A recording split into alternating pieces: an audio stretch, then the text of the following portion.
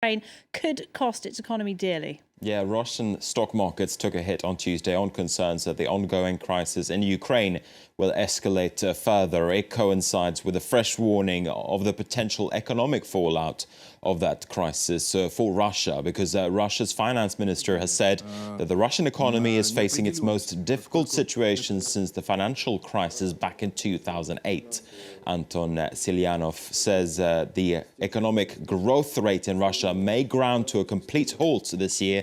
In part, he blames a massive outflow of capital. More than $60 billion have flowed out of Russia in the first quarter. This as investors worry about potential Western sanctions. Now, the warning of stalling growth comes at a time when the Russian economy has already slowed in the past couple of years. Growth was above 4% in 2011, but came down to just 1.3% last year. Now, at the same time, Germany's economy minister has said that Russia will face more sanctions unless there is a de-escalation in Ukraine. The United States and the European Union have so far slapped travel bans and asset freezes on Russian, Ukrainian and Crimean officials. Speaking in Berlin, Sigmar Gabriel said Western powers would be willing to take additional steps. If Russia is not ready to make sure the escalation finally ends, it must expect that Europe and Germany will be ready to start the third phase of sanctions.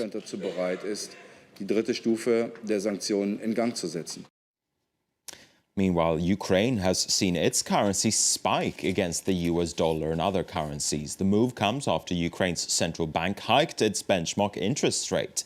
The bank hiked that rate from 6.5% to 9.5%, quoting a tense market situation. The hryvnia has lost around 35% against the dollar since the start of the year, which makes it one of the worst performing currencies in the world this year. Now, speaking of the markets, it's not only Russian shares that are feeling the pinch of the Ukraine crisis. The main indices in Europe all closed in negative territory on Tuesday. The CAC 40 here in Paris was down at 0.9%, with the Ukraine crisis weighing heavily on sentiment. The FTSE in London was also hit by a drop in mining shares on fears that mining demand in China will head lower. And we saw the London FTSE down 0.6% at the close. Also look at the MySex over there in Moscow, down 2.6% at the close. In the United States, shares, they are in negative territory, at least when it comes to the NASDAQ, the tech-heavy index, as we're seeing an additional sell-off when it comes to technology shares. We have seen the Dow Jones and the S&P 500 also in negative territory throughout the session. They have now gone above that flat line ever so slightly, though we're not seeing massive gains over there on Wall Street. We're going to switch gears now. British company Imperial Tobacco has announced it's closing 2 cigarette factories, one in France and one in England. The closures will lead to around 900 jobs being cut.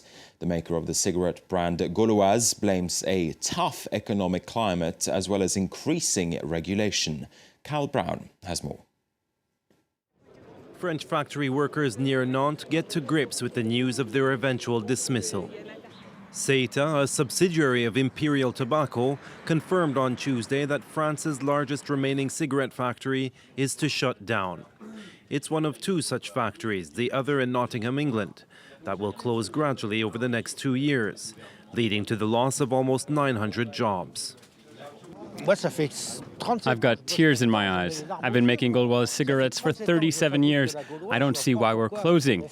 They took over the company CETA to get the name Gauloises, and now they throw us out like old socks. The company says the 2 factories have been operating at less than half of their capacity. The number of smokers in France and much of Western Europe has been falling, due in part to a sustained anti-smoking campaign and rising cigarette prices. In 2005, more than 54 billion cigarettes were sold in France. In 2012, 51.5 billion were sold. And in 2013, a more sudden fall brought the number to 47.5 billion. In a statement, Imperial Tobacco said industry pressures have forced it to restructure. The proposed closures reflect declining industry volumes in Europe, impacted by tough economic conditions, increasing regulation and excise, and growth in illicit trade. Brandishing a banner saying layoffs are adding to Imperial Tobacco profits, workers decried the cuts and the announcement that more workers will be hired in Poland.